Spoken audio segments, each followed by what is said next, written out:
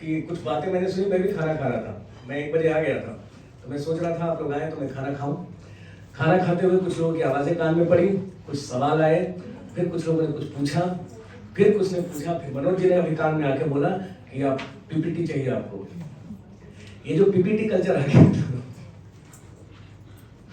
तो मैंने बोला मुझे कुछ नहीं चाहिए, क्योंकि स्टोरी टेलिंग करने के लिए, कथा कहानी कहने के लिए कब इस्तेमाल किया गया पीपीटी और कौन सा पपेट? कभी नहीं, कुछ नहीं।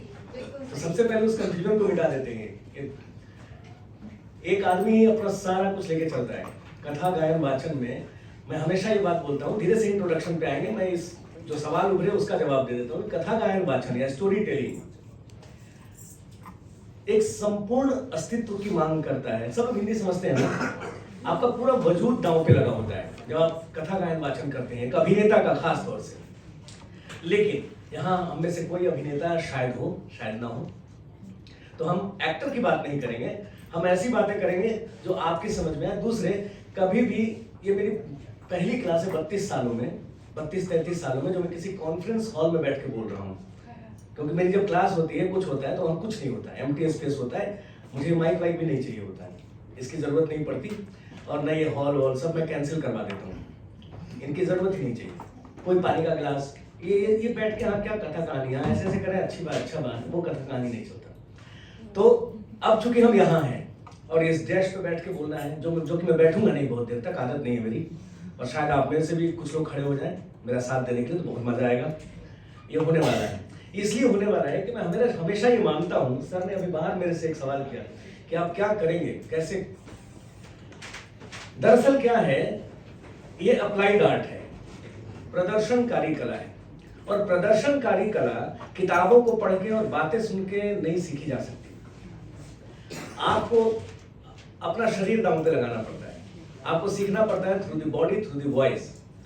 और प्रैक्टिकल आर्ट है, तो जो भी मैं यहाँ बक करूंगा या मैं सोचूंगा कि कुछ बोल के समझा दूं, कुछ बोल दूं, उसको अगर करके नहीं बताया गया या आपको ये समझ में नहीं आएगा इम्प्लीमेंटेशन क्या है, अगर उसको एप्लीकेशन में अगर लेकर के मैं नहीं गया किसी भी हालत में, तो वो बेकार है। वो इसलिए बेकार है कि जो कुछ हम करेंगे या जो कुछ हम करते हैं, उसके लिए हमारे पास 2 ही औजार हैं। हम एकदम शुरू से आएंगे उस बात पे, तो मैं पूरी तरह से आश्वस्त होता हूं कि जो कुछ मैं बोलूं वो सामने वाले को समझा पाऊं करके, ना सिर्फ बोल के। दूसरे, यहाँ कोई क्लास नहीं चल रही, हम बातें करने आए हैं। मैं कुछ बातें बोलूंगा, कुछ बातें आप बोलेंगे, हम एक दूसरे से साझा करेंगे। साझा इसलिए करेंगे कि सुनने सुनाने की परंपरा लुप्त होती जा रही है। ना हम सुनने को तैयार है, ना सुनाने को तैयार है। सुनाने को है भी तैयार, तो वो बातें सुनाने को तैयार है जो हम कहना चाहते हैं। सिर्फ आप वो बातें कहना चाहते हो, आप ये नहीं कहना चाहते कि दूसरा क्या, दूसरे का कहा हुआ आप कहना ही नहीं चाह रहे। और स्टोरी टेलिंग में दरअसल होता ये है कि आपका कुछ नहीं होता, पहले आप दूसरे की कही हुई सुनाते हैं, तो बड़ी प्रॉब्लम होती है। आप अपनी बातें तो घंटों कर लोगे, लेकिन आपको अभी बोलूंगा कहानी सुनाओ जो आपकी नहीं है, फिर प्रॉब्लम शुरू होती है। तो थोड़ा सा 1 वे ट्रैफिक नहीं है, 2 वे ट्रैफिक है, और बहुत आसान है, आप सबको वर्ड आता है, बस मुझे याद दिलाने की जरूरत है। मैं हमेशा ये बात कहता हूं कि पिछले 32 सालों से मैं कुछ भी नया नहीं कर रहा हूं। एक पुराना काम है जिसको मैं दोबारा कर रहा हूं। कथा कहानी सुनाने की जो परंपरा है, हम सब इससे वाकिफ हैं, सिर्फ मैं जगा रहा हूं, जैसे हम भूलते जा रहे हैं, करते क्यों नहीं। और वो सब आप कर चुके हैं, आप उससे गुजर चुके हैं, बस मुझे याद दिलाने की जरूरत पड़ती है।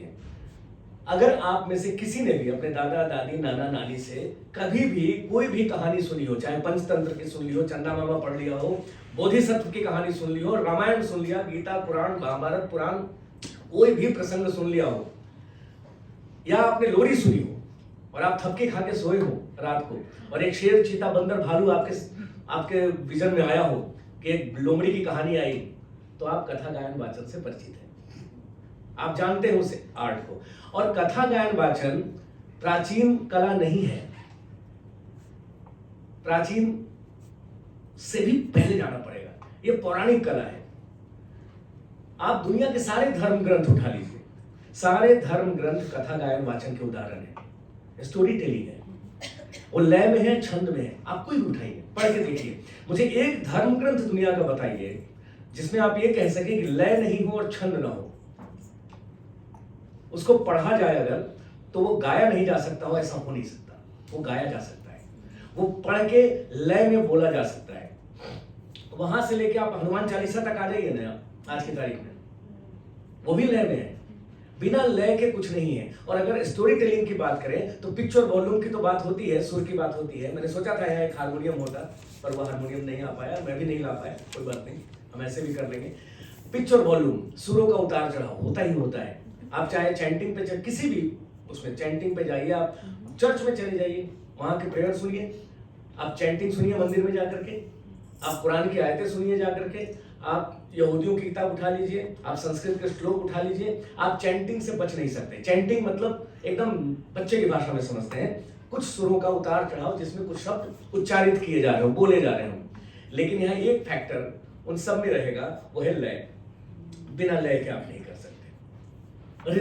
रिदम सेंस बहुत जरूरी। हो सकता है मेरी दादी गाना गाना नहीं जानती हो, वैसे मेरी दादी गाती थी, वो गा के सुनाती थी राजकुमार झूलन प्यारे की कहानी, है ना, मगही में सुनाती थी वो अपनी भाषा में। और कथा गायन वाचन की विशेषता ये है कि वो किसी भी प्रदेश में, आप हिंदुस्तान के चले जाइए, कथा गायन वाचन की एक न एक शैली आपको मिल जाएगी।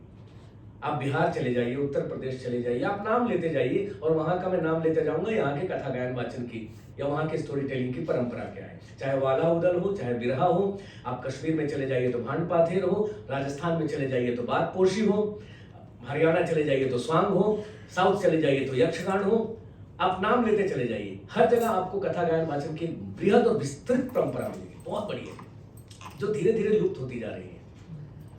और उसकी सबसे बड़ी विशेषता यह है कि वो सबसे ज्यादा ऑथेंटिक अपनी भाषा में है। कथा गायन वाचन में भाषा की लड़ाई नहीं चलेगी। मेरा तो ये कहना है कि चलो मैं हिंदी बोलता हूँ, मैं हिंदी में कहानियां सुनाता हूँ, कोई अंग्रेजी बोलता होगा।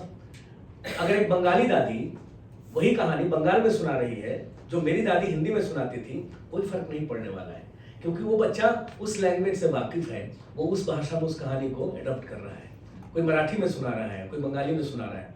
मैं ये बातें सिर्फ अभी रेफरेंस के तौर पे बोल रहा हूँ, हम अभी आएंगे प्रैक्टिकलिटी पे और बात करेंगे